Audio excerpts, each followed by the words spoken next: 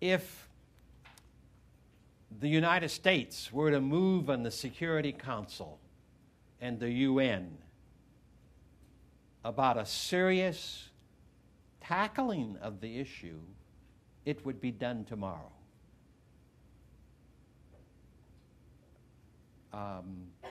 There's no doubt about that, it seems to me, in my mind. The United States itself has been the primary enemy of justice and peace in the world for the last 30 years. This country of ours, my country, in which I was born, and all the rest of it, has been the #1 enemy of justice and peace in the world for the last 30 years, minimally, because of its foreign policy push that's in the direction of accumulation of wealth for the few, big business, and our military to protect them around the world.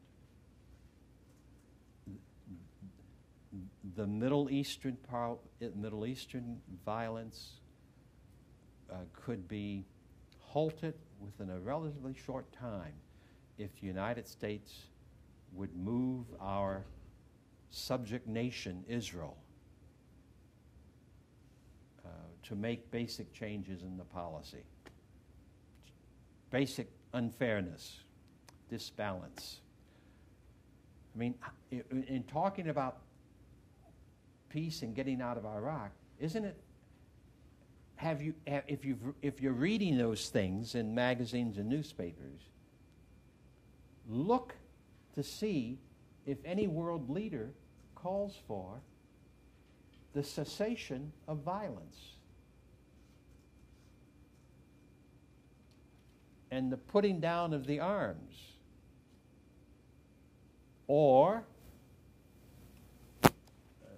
both stop the killing, stop the shooting, put the arms down, and then tracing a path where all the parties are going to be listened to in some fashion for shaping a new day, a new situation.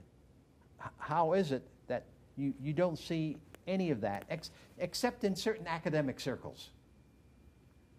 You'll see some Far Eastern experts in the United States who are not CIA or Foreign State Department who have suggested, that somehow if it's to be resolved, all the different parties, not both sides, but all the many-sided picture that's there, will have to be brought into contention, will have to be brought somehow to a place where they can be heard. You read nothing about that in the popular press. See? Nothing whatsoever. So this may seem very simplistic to you, what I'm saying, but I am persuaded that almost all the hard, mean scenes in the world today are going to remain so because American hegemony and foreign policy and economic policy is geared to the mean things. They're not geared to truth and peace or justice. They're geared to the mean stuff. Yes? It's kind of on a similar note to his comment a little bit earlier. Mm-hmm. Like me personally, I don't really see an alternative to, like, for example, in World War II with the concentration camps, how that situation could have possibly been resolved through a nonviolent way when a despotic regime like the Nazi regime under Hitler really had no checks and balances on it. And kind of the same thing happened in the Soviet Union, although not, a religious suppression, but Stalin had no problem killing, millions of his own people. So I don't see how else, All right, but may I suggest to you, you can't solve the problems of the 1930s and Hitler and his emergence and the emergence of the military machine that backed Hitler, or the emergence of the big business that backed Hitler. I mean, the history books pretend that Hitler was a madman and he got in the office on his own. But Hitler had an alliance of big business and German staff members, major people, who supported his work, his organizing, his preaching, his party, and then applauded his moving into the chancellorship of Germany.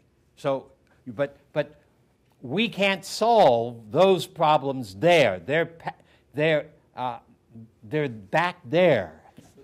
that was to replicate itself. All right, but wait. There's no replication at the present moment in the world today. But the violence continues. And our military is in the middle of it. So you have a new situation. The United States has 800 military bases around the world. I want to try to split it 7:30 because the camera people want to make a change. So, 800 military bases around the world. Fleets in every ocean. It's an $800 billion budget. Military intelligence, CIA intelligence, FBI, a world network of both espionage and sabotage and trying to reshape people's minds to support the wrong. So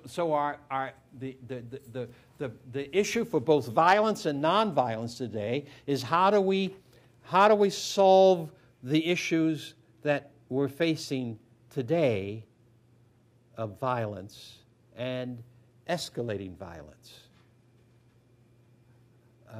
But far more important from my perspective is this, is to begin to give nonviolent theory and practice enough of a hearing so that you can see that violence is not the only option. That's what millions of people in the United States cannot see.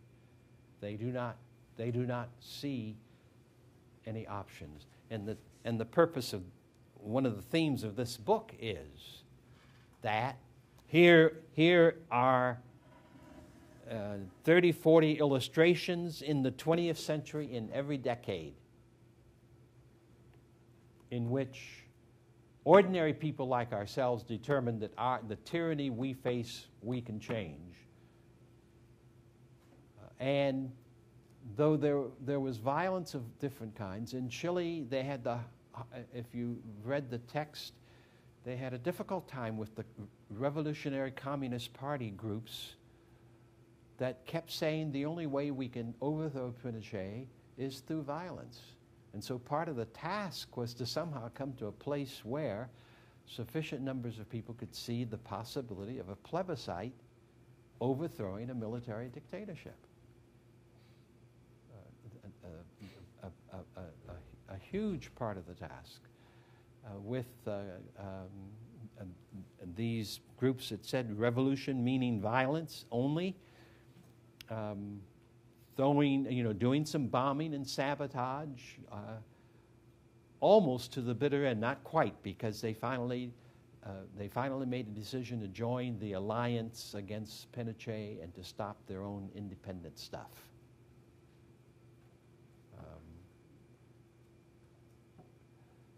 Could they have overthrown Pinochet? No, of course not. They didn't have an army. Some of the guerrilla units in Latin America have gone on for 40, 50, 60 years and have grown weaker, as hard-nosed, as violent as the Colombian government, as an example, and have gotten nowhere. But you still have that hard-nosed idea that revolution means violence, and so forth and so on. It has not worked in the last 40 years almost anywhere. You want to come back? No, I was saying on a theoretical, I mean, I know it's not Yeah. facing us right now, but like, say, we were having this discussion, before all that happened, like, how would you go about diffusing a situation like that that's already in place? I mean, I'm just curious, like, what do you think? What do you think would happen if the President of the United States got the President of Sudan on the phone and said, tomorrow morning I'll be in the Air Force One. I'm coming to Sudan. I want to talk to you about ending the violence in Sudan, and so forth and so on. What do you think would happen with such a phone call? Would the President of Sudan say, don't come?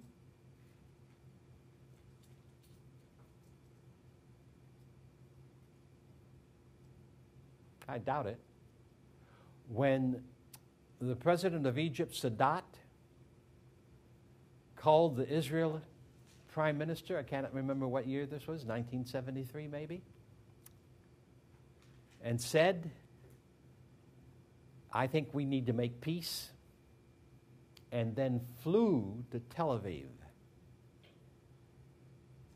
to begin conversation with the Prime Minister of Israel. And they signed a treaty. Egypt recognized Israel and Israel's right for security of its borders, and Israel abandoned the, what's the area? Not the Suez area. What's that section of North Africa? Huh? Is it Sinai Peninsula? Do what? Is it the Sinai Peninsula? Yeah. I'm just guessing. I'm trying to remember, and I can't. I didn't think about this, but beg pardon? No. It was Sinai Peninsula, I think it was. Okay. Israel claimed it in the 1967 war. So it was an initiative by the Egyptian government that changed the picture between those two countries. And that is held even to this time. So, all right, let's take our break, and we'll come back afterwards. And I need for you to be thinking hard about where you stand in this matter. Story of Chile, which has been mentioned 2 or 3 times. So we'll see this and then continue our discussion.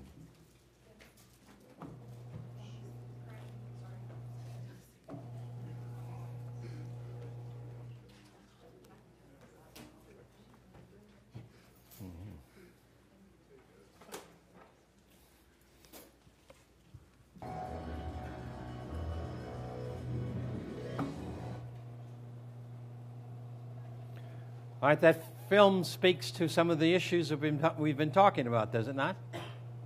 Or not? You see the issue here with people who want to do violence, and the necessity of major political leaders of all the 11, 15 parties coming together and making a pitch for no violence, and essentially do it in a nonviolent fashion. You see here where the Catholic Church provides a spirituality, a support in its structures and all the rest of it.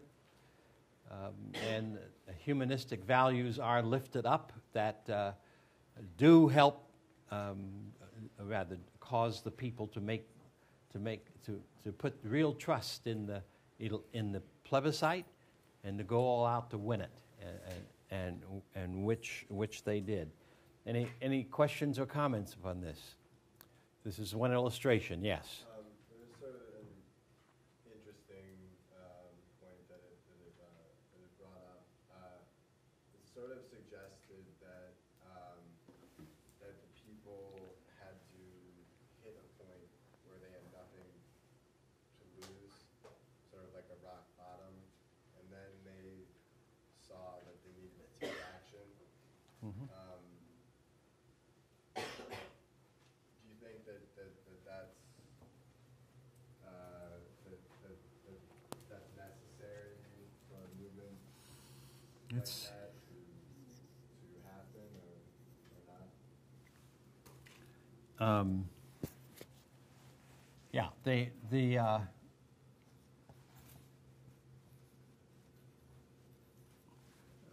had an unemployment level at 30% at one point. So the spreading of the pain certainly was an important ingredient in this, it seems to me.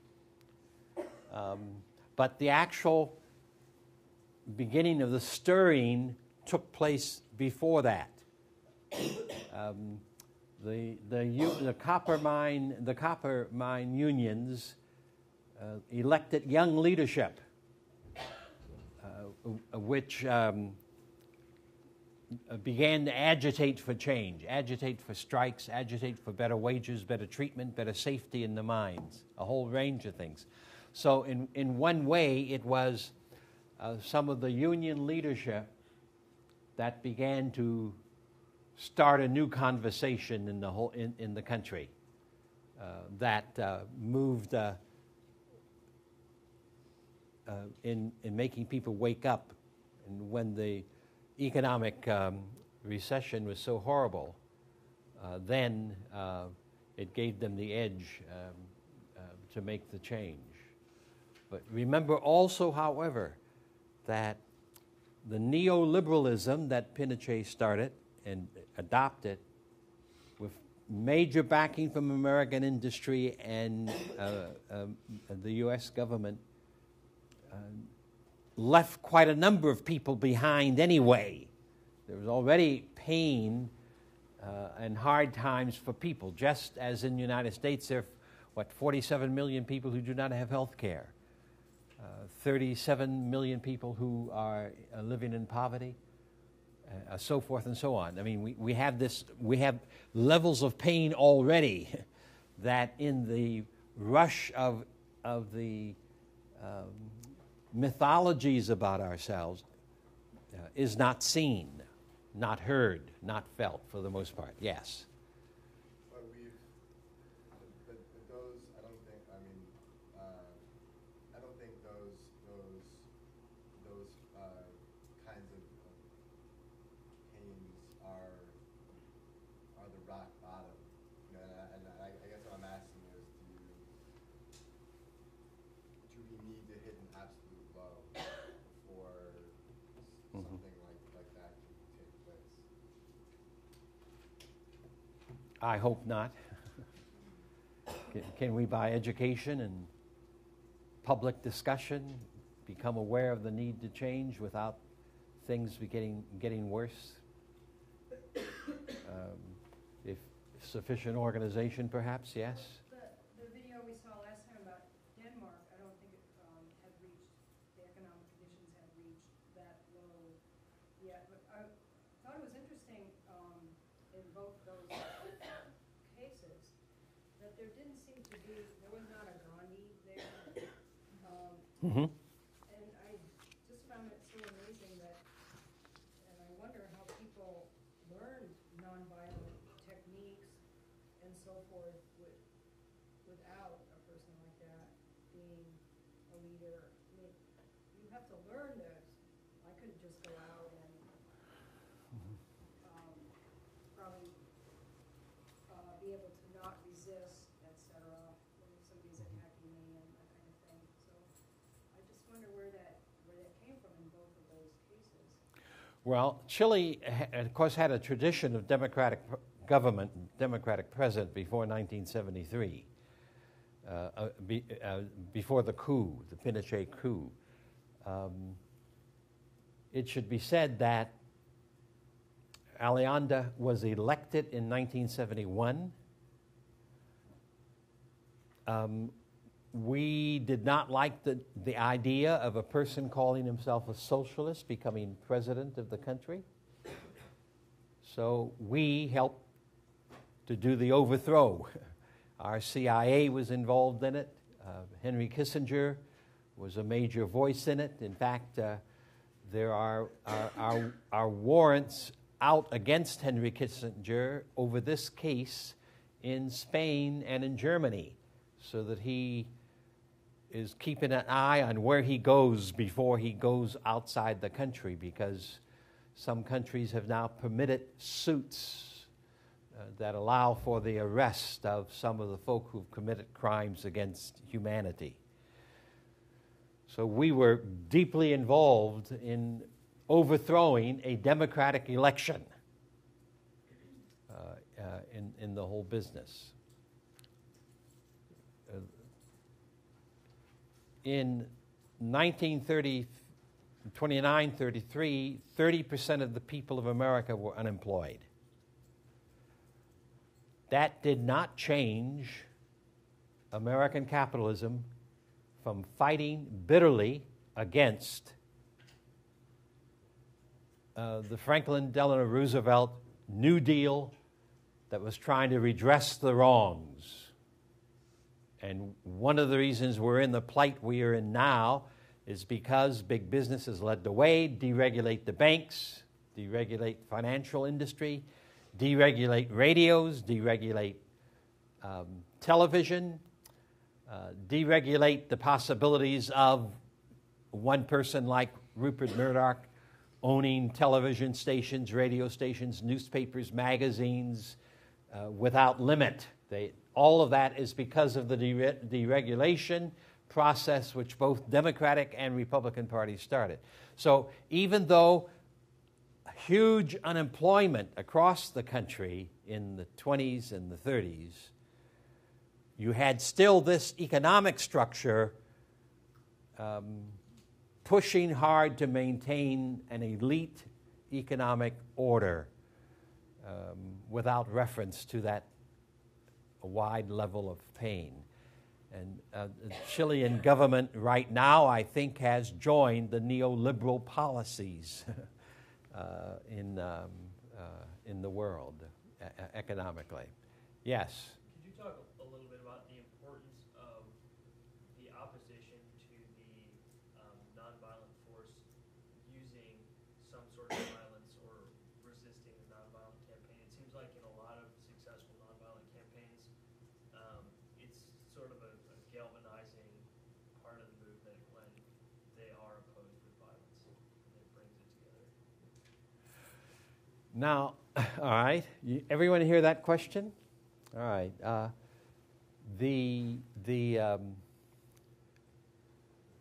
One of the themes going on in the study of the civil rights movement, especially, that has been emerging in the last maybe 5 to 10 years, are those academic voices that are saying that the violent elements were the galvanizing elements in the movement for King.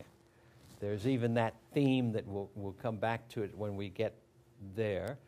But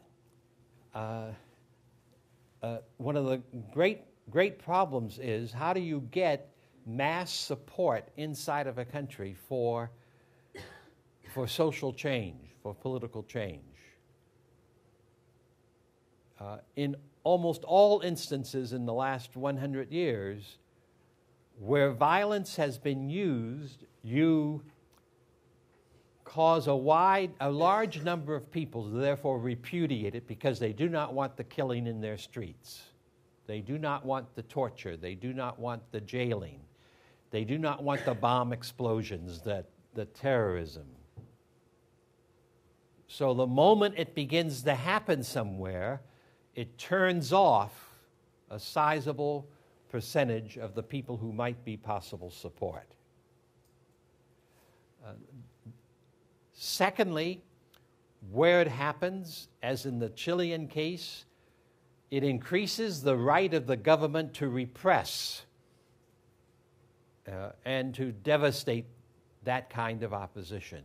And what goes on most of the time is that it is not the perpetrators of the violence who get most of the suffering. It is simply opposition people who get repressed as well. That's a second factor. A third factor is that then in the division that's going on in the ranks over violence versus other kinds of options, then a lot of energy and time and resources are spent that have no direction to them because you're battling with the issue. In the case of the United States, the emergence of the Black Power element in 1966, and we'll come back to it, began therefore to divide the whole struggle in ways that dissipated the energy.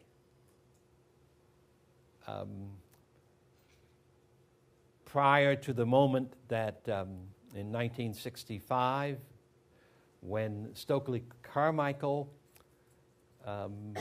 performed a coup in SNCC and replaced John Lewis's chair of SNCC. SNCC was in many ways a vanguard for struggle, a point agency in going into rural areas of Mississippi and southwest Georgia for the purpose of the registration of voters, of desegregation efforts. As Stokely became chair and decided that it was time to move to a different kind of consciousness, the Black Power slogan, SNCC thereby crumbled and ceased to be a viable agency for social change in the United States. This was applauded by, of course, many people who said we had to have a violent revolution in the United States, by the communist and Marxist groups, but as well as some academics who have a kind of romantic attitude that violence means you're militant. So have supported what they think to be violent efforts, and these have been, in the United States, these have largely failed. Yes? You mentioned neoliberalism as a continuation. I can't hear you. You mentioned neoliberalism Yeah. as a continuation of power and hegemonic power, basically. What would a nonviolent economic policy look like? Like, what would it encompass? Can you hear back there? Get the question? What's a non-neoliberal economic policy? Well, like a nonviolent, one that would be conducive Yeah. to nonviolent movement. Well, that's an interesting question, and it is basically a good question, because in the United States we are persuaded that we have the only viable economy. That's a part of the mythology. Our form of capitalism that we have today, which has radically changed in the last 30 years, incidentally. It is not what Adam Smith called for by any means. It's radically changed. It's the accumulation of power and wealth in an increasing smaller number of people and companies. So what is a viable option? Well, our fight with much of Europe, Western Europe especially, is against their economy, which we call a welfare state, in which sizable amounts of the public dollar, public euro, or the dollar in France and elsewhere, of Great Britain, has a sizable percentage of the national budgets have gone into quality education for everyone, into affordable housing and shelter, into universal health care, into jobs and transportation. That started after it started before World War II, but it picked up weight in World War II, where they had many work stoppages in places like France and Germany. As the people demanded, coming out of World War II has not before World War II, demanded that government should work primarily on the quality of life of all its citizens. And their economy reflects that, though it is under siege from neoliberalism. You can contrast that with Poland and Serbia and Bosnia and Romania and Bulgaria, all of which under the so-called Russian, Soviet Union, Stalin domination, nevertheless had universal health care. Housing was the big issue, jobs, and so forth. With the fall that this book describes of those authoritarian governments under the assault of people's power, they are now a part of the neoliberal economy of the world. So poverty is at a new all-time high since World War II in Eastern Europe, in Russia, and so forth and so on. So as we supported the Polish solidarity movement, which was a film we're going to see in the book. It is the only example after World War II and the development of the Cold War where our U.S. government supported the development of a union anywhere overseas. We did not support any kind of organization of labor, South Africa, wherever. Poland was the one exception. We supported the emergence of solidarity. But all our neoliberal agencies, that when that government, the communist government, crashed, as it did in 1989, Harvard University people, University of Chicago people, a variety of corporations immediately went in and began to buy up the economy, buy the water supply, buy the electricity, and so forth and so on. So that neoliberalism has swept Eastern Europe. So not a very healthy democratic process is taking place. Does that answer your question? Yeah, there are alternatives to our present economy. One alternative to our present economy is the way in which this nation became wealthy in the first place. This nation did not become wealthy through the Rupert Murdochs. The nation became a wealthy, productive society through family-owned television stations, farms, and businesses. You can go back and look at this. Family-owned corporations, family-started, family inventions, Henry Ford and the automobile. These were the companies that helped to produce services and goods and food in huge quantities and quality for the nation. That process has been largely and is being largely destroyed. I wanted to do one more thing today yet, and we're close to the time up, but I'll take another question. I'll take the question. Dovetailing, what's your name? Dovetailing what Sarah was saying, and if you also kind of ignore the massive profits of military-industrial corporations and war privatization, could you look at a more humanistic form of neoliberalism as a possible force of non-violence? Where? Well, in the sense that countries could become so economically intertwined that it affects profits. War and violence would affect profits. And a more humanistic form of transnational corporate policy could be a force of non-violence in the world. Is that possible? Like the Doha, Beg pardon? like the Doha enhancing of development on using trade liberalism as an avenue for like international like raising of like developing countries. All right, Joe. I think what they're getting at is that Coca-Cola and McDonald's wouldn't let China go to war with America. Okay.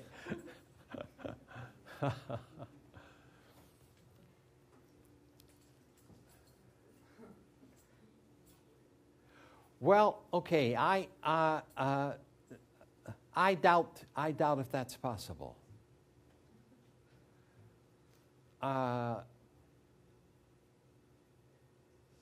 Neoliberalism has made trade, import, export, and trade a fundamental economic exercise and a priority for the world, and to be organized around that. But is that the only way for a nation to develop its economy? It hasn't developed many economies. It has allowed for huge amounts of poverty and underdevelopment. It has allowed for many countries not producing sufficient food for their own people. And I may be a romantic at this point, but already in the United States, we have so destroyed the farm system of 40 years ago, 50 years ago, that we are now producing, we are now importing more food than we are exporting. We are not growing the food that we used to grow. Now, what happens in a crunch as this happens? I would think that a nation concerned for its own people would at least want to work for the kind of development where they can sustain themselves as a nation and as a people. And trading and importing and export becomes an additional benefit rather than as the thing that drives the economy.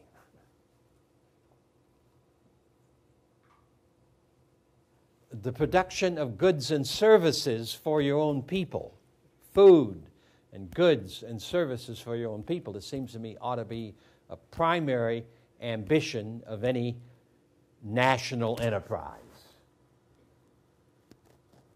And private business and all ought to cooperate with that effort, not try to control it and accumulate the power and the wealth around the world, which is what's going on now. So can we have a more humanistic neoliberalism? I don't know. But I would not want to call it neoliberalism. I'd want to call it something else. Because the neoliberal model is nothing more than an effort to put into the 21st century the benefits of the old colonialism.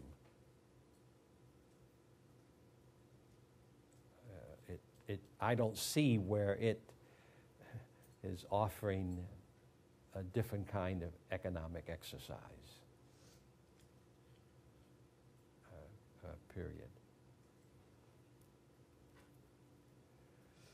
All right, any other comments on that?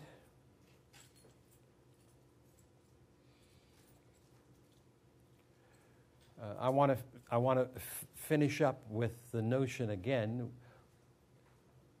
Do you see any serious critique of violence as a method of politics?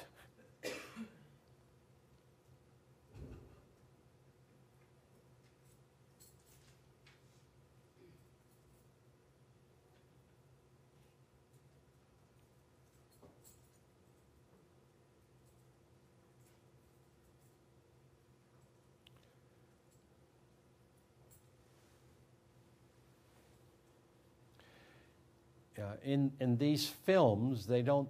The Chilean film does show it. I don't remember if the Indian film showed. the argument within the Congress Party and within the country, and those people, those parties and agencies that wanted self-determination and wanted the British Raj to leave, there was a fierce debate about violence and nonviolence. Some of the communist parties continued to try to build, especially in northeast India, try to build a revolutionary movement of violence.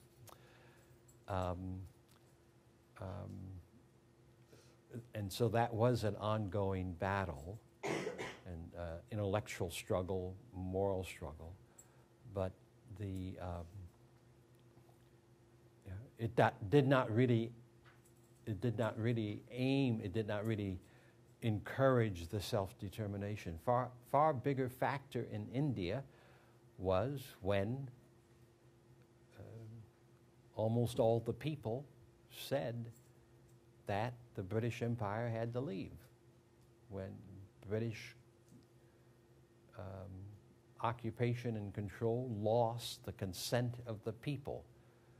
That was a far more significant factor in the self-determination process than the violent process. And the violent process did not really help to engender that withdrawal of consent. That came about primarily in the 1930 Salt March and the other actions that took place around it, where more than 100,000 people were in jail, and where there were demonstrations of all sorts, boycotts and sit-ins and strikes all over the country, where there were literally thousands of actions, where the Congress Party and Gandhi tried to get the Indians who were in governmental offices to get out of those offices, to resign.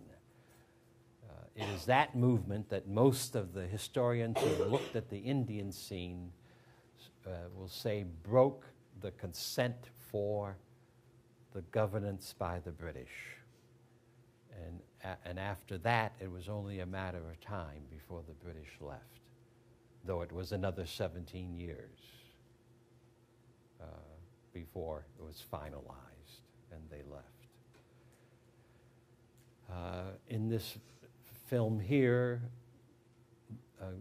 obviously a vast majority of Chileans withdrew their consent from Pinochet and the military security state. And that resulted in the 1988 plebiscite that was in the Constitution and that the military agreed to do. So that's another example. The Danish people never consented to the occupation by the Germans, never acknowledged it, and in various ways, oftentimes independently of each other, never gave consent, never agreed to it. Where they obeyed with great reluctancy. So the German government never had that consent in Denmark. That was an important feature for all of the resistance, both those who fled the country to join the Free Danish Army, to join the Free Danish Army in Great Britain and to fight alongside the Allied forces, as well as those who stayed in Denmark. A cardinal principle that this book covers, though they do not do it exclusively, but also Gene Sharp, is that one of the elements of nonviolent philosophy and theory is that even a tyrant can only govern if the people consent to it. That even in an authoritarian society, the people have to agree to do it. So in China today, when literally millions of people are in jail and are thrown in jail, and every kind of expression of a different mood anywhere is crushed as fast as it can be crushed.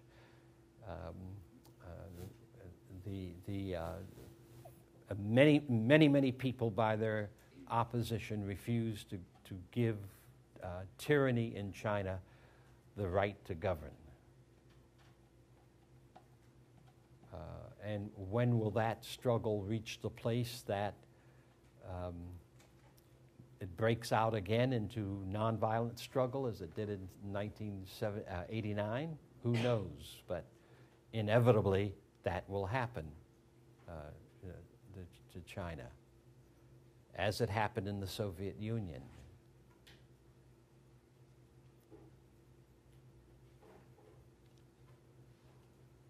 All right, yes, ma'am. It's difficult for me to put our country in comparison with the other ones that we're talking about, because in my head, when you're talking about even a tyrant can only govern if the people consent. Yeah. He can only govern if the people consent to it. I think about our government and how there's only a 30% approval rating, but our president is still doing whatever he wants to do, and people aren't. The only opposition he's getting is that he isn't approved of. So it's hard for me to imagine America and our country overcoming our individualistic ideas and the things that we love to do this in any way that that matters. But I mean, like a couple of years ago, his approval rating was sky high, and almost every movement we've watched, it took years for them to overcome. Like Pinochet, it wasn't like it was like a couple months and we realized this guy sucks and we get rid of him. It was years and years of struggle. So, I mean, he's gonna get changed soon. Yes. We might need to vote like they did. Beg pardon? We might need to vote like they did with the little ballots where they check yes or no. Yes. Yeah, if you get a ballot like that, you would get lots of change, I think, in the United States even. Yeah. Well, yeah, any movement in the 21st century that's going to create structural, personal change, structural change, will have to organize from the grassroots level up. We have no such opposition movement in the United States. We have no opposition parties to the status quo. There is no vigorous movement in the black community of resistance to racism.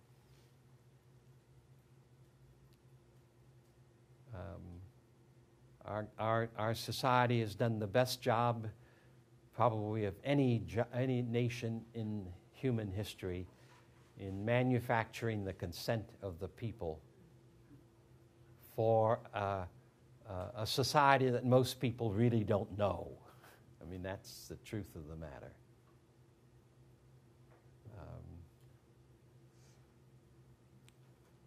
There's a bill that's developing in Congress to take take out of the Patriot Act and the executive orders of the president his abolishing of the habeas corpus for people in Guantanamo. Habeas corpus in British law, American law, has been the way in which any criminal had the right to claim his own body and call for the government to recognize that right and to give him a hearing. So this is a legal apparatus recognizing the rights of every human being that goes back at least to the Magna Carta in Great Britain. And we do have a president who has said it doesn't matter. He has the right to detain citizens and non-citizens alike without any charges, without the right to a lawyer or the right to have a hearing in court. Nothing like that has happened in this country before. In spite of the Lincoln, he canceled the habeas corpus for a time because of the Civil War, but he did nothing like this with that. The Sedition Act of World War I did throw people in jail, caused a lot of people to have to go to trial over issues of treason, sedition, but again, nothing like the acts now of people disappearing in the United States and their family eventually maybe finding out that they are detained somewhere. So this is like what was going on in Chile. But there is no opposition. There are no political parties that are trying to organize across the country in a fashion to say no.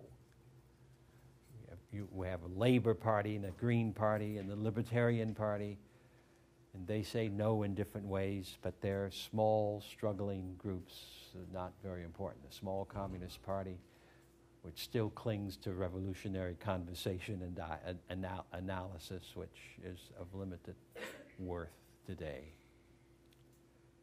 The Democratic Party has its hands as deeply embedded in neoliberalism and in the military security state and in covert government as does the Republican Party.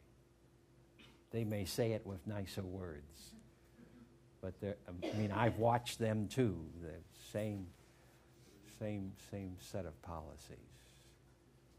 So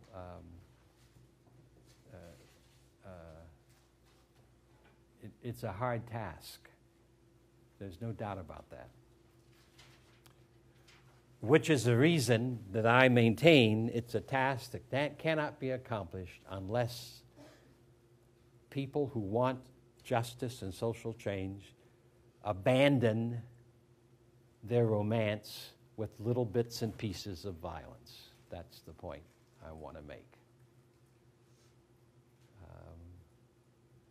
Otherwise, there's no chance of developing a movement that will really effect a change.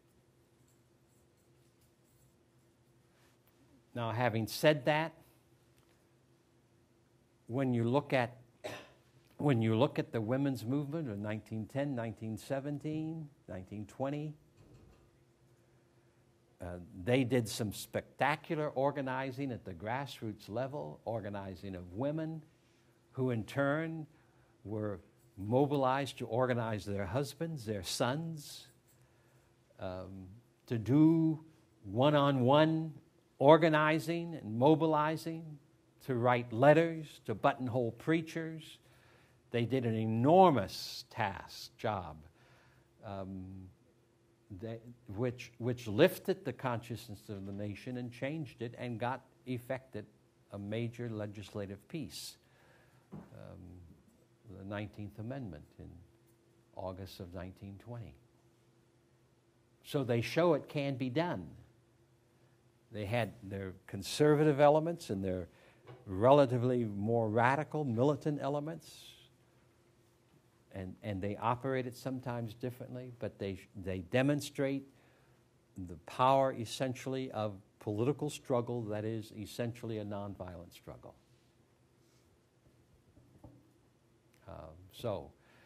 It is not a hopeless case. If we learn from our own history effectively, someone here may